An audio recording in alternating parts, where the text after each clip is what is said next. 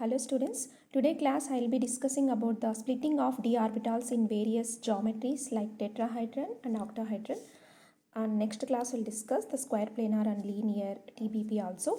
So first let's see in the case of tetrahedral complexes what will happen. So before knowing the splitting of d orbitals, so here we need to know about the shapes of d orbitals. As we know, the metal is having the total 5 types of d orbitals. Here you can see the d orbitals metal is having 5 types of d orbitals. All 5 d orbitals are having similar energy. That is the reason these d orbitals are called degenerate orbitals. So here all 5 are same energy, that is dxy, dyj, dxz and x square, y square and dz square. If you notice, but the lobes arrangement is different in this. In the case of dxy, dyz, xz, the lobes are oriented in between the axes, right?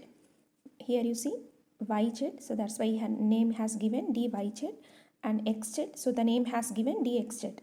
Whereas in the case of x square, y square and dz square, where the lobes are oriented along the axis, here you can see along the y-axis, along the x-axis, so x square, y square. So according to the spectroscopy, they have given the notation for dxy, dyz, xz as the lobes are oriented along the axis, and these three are always having equal energetic with similar symmetry. That's why it is a triply degenerate. For these three orbitals, we used to call it as a T2Z orbitals. So here what does mean by T? T means triply degenerate. All these three are symmetrically same, having same energy. And what is mean by 2 here? As we know, for L value for the d orbital is 2. That is 0 for S, 1 for P and 2 for D. They are representing it as a 2, and the G indicates gerate, that is a symmetry. From center, if you move any direction, equal direction, you will get similar electron density. So that's why it has given gerate. Gerate indicates a symmetry. So the total, these three orbitals are T2Z, and the remaining these two orbitals are represented as EZ. So here E means doubly degenerate, and as well as these two are doubly and gerate. So let's see first the tetrahedral complexes, how the crystal field splitting energy will be there. If you notice, imagine first this is a tetrahedral complex. What is the general formula of tetrahedral complex? That is ML4, right? That means 4 ligands will be there. So first thing we have to do, we have to imagine a regular tetrahedron inside the cube. Here you can see this is oriented inside the cube. It is very easy to understand if you imagine a tetrahedron inside the cube. Let's see the diagrammatic representation here, where the cube is having 8 corners, right? Out of 8, the alternative 4 corners, you have to orient all the ligands here. Alternative, this one leave, and this one 1, and leave this one 2, 3, 4, like that. If alternative position of cube is oriented 4 ligands, and the central position is occupied by a metal. Whenever the ligand is occupied in a tetrahedral, so here you can notice, so this ligand is approaching towards metal in which direction? Between x and z axis. That means between the lobes, between the axis, it is approaching to the metal.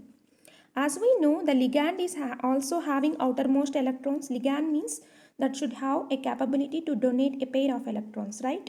So this must be having electrons. Metal also having outermost d electrons. Both are having same energy, same sign. That means electron repulsions will arise here.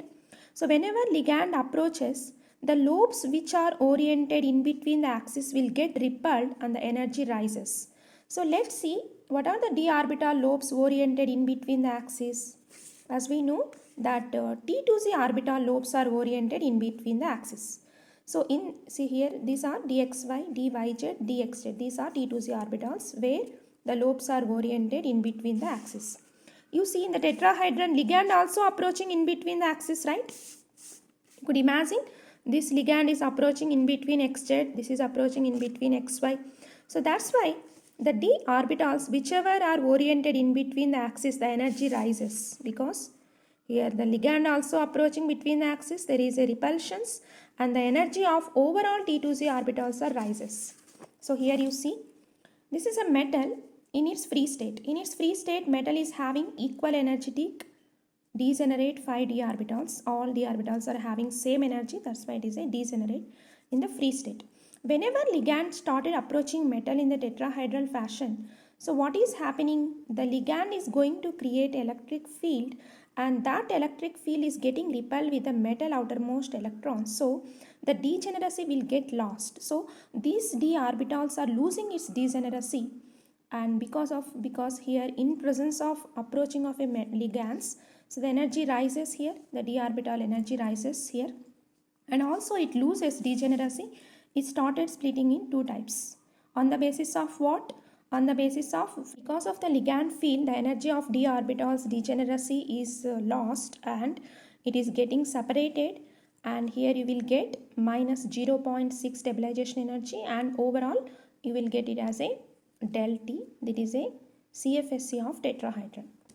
So let's see for the octahedron what is going to happen. In the case of octahedron, if suppose this is a free metal, whenever the 6 ligands approaching to the metal, in the case of octahedron, how many ligands will approach? Total 6 ligands will approach, because octahedron, the general formula is Ml6. So the degeneracy is going to lose. So the degeneracy is going to lose. That means the energy rises first.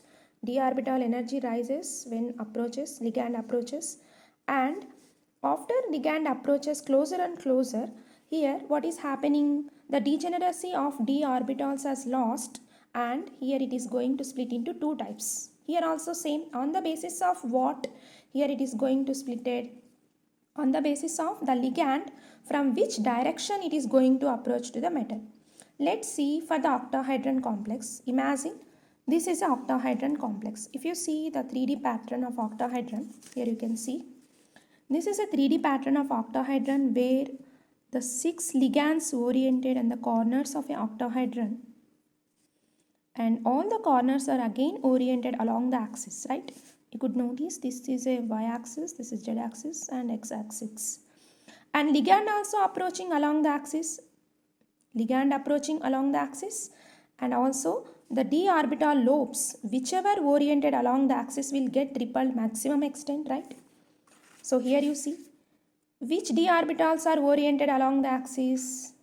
These are in between the axis, so there is no effect on this, but these are actually along the axis. So dx square y square and dz square orbital energy is going to rise here in the case of octahedron, because the ligand also approaching along the axis. Dx square y square and dz square lobes also oriented along the axis. That's why this energy rises. How much it rises here? The total out of 5 d orbitals among 3, so 2 orbital energy rises. So plus 3.5. The plus indicate the energy rises. This is called stabilization, crystal field stabilization energy of octahedron. This O indicate octahedron. Let's see here. Here also same, the energy is going to decrease. The amount is minus 2.5. Sorry, 2 upon 5 here. Out of 5 d orbitals, among 2, the 3 d orbitals energy is going to decrease. The value you can calculate it as plus 0.6 del naught. Same, the energy is going to decrease. The amount is minus 2.5. Sorry, 2 upon 5 here. Out of 5 d orbitals, among 2, the 3 d orbitals energy is going to decrease. The value you can calculate it as plus 0.6 del naught and minus 0.4.